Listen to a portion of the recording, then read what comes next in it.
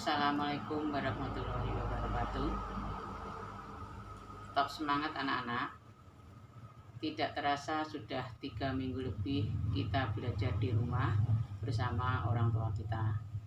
Anak-anakku, dengan ucapan alhamdulillah kita masih diberi kesehatan sehingga kita masih bisa belajar di rumah walaupun tidak secara langsung bertemu dengan Bapak Ibu guru di sekolah. Anak-anakku, pada saat ini kita sedang memerangi COVID-19. Untuk itu, anak-anak, jaga kesehatan, makan yang bergizi, dan hindari berkerumunan dengan orang banyak, dan jangan keluar kalau tidak sangat penting. Saya ingatkan lagi, gunakanlah masker, rajin cuci tangan dengan menggunakan sabun. Anak-anakku, kita harus berusaha memutus rantai penularan COVID-19. Amin amin amin. Anak-anakku, pada kesempatan ini kita akan membahas materi tentang manfaat bunyi pantul. Jenis bunyi pantul ada 3 macam. Yang pertama adalah bunyi pantul yang memperkeras bunyi asli. Yang kedua adalah gaung atau kerdam.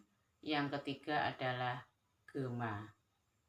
Sedangkan manfaat bunyi pantul itu ada 2. Di antaranya yang pertama adalah untuk memperkeras bunyi asli.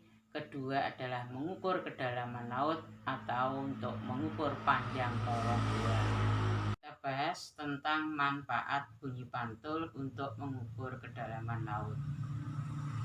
Untuk menentukan kedalaman dasar laut, digunakanlah alat yang disebut dengan sonar.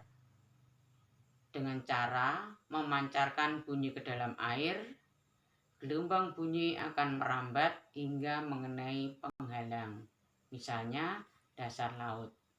Sebagian gelombang akan dipantulkan kembali ke kapal yang dinamakan dengan gema.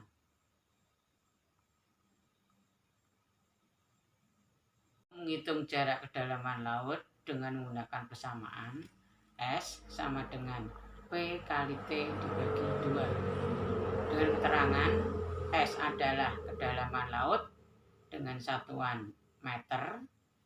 Kemudian kecepatan gelombang ultrasonik dengan satuan meter per sekon, dan T adalah waktu tiba gelombang ultrasonik dengan satuan sekon.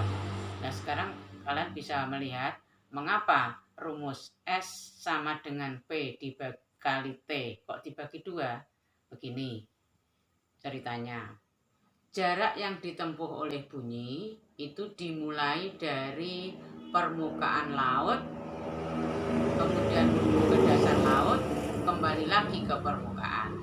Sedangkan kedalaman laut itu bisa diukur dari permukaan laut sampai ke dasar laut. Maka rumus S sama dengan P kali T harus dibagi 2. Bagaimana cara kerja sonar? Perhatikan gambar 10.22 di buku paket halaman 151. Transducer akan mengubah sinyal listrik menjadi gelombang ultrasonik yang dipancarkan ke dasar laut. Pantulan dari gelombang akan menimbulkan efek gema dan dipantulkan kembali ke kapal, kemudian ditangkap oleh detektor. Mari bersama kita bahas contoh soal ini. Dari permukaan air laut, sinyal bunyi dikirim ke dasar laut. Sinyal tersebut diterima kembali setelah 12 sekon. Jika cepat rambat bunyi dalam air adalah 1800 meter per sekon, berapakah kedalaman laut di tempat tersebut?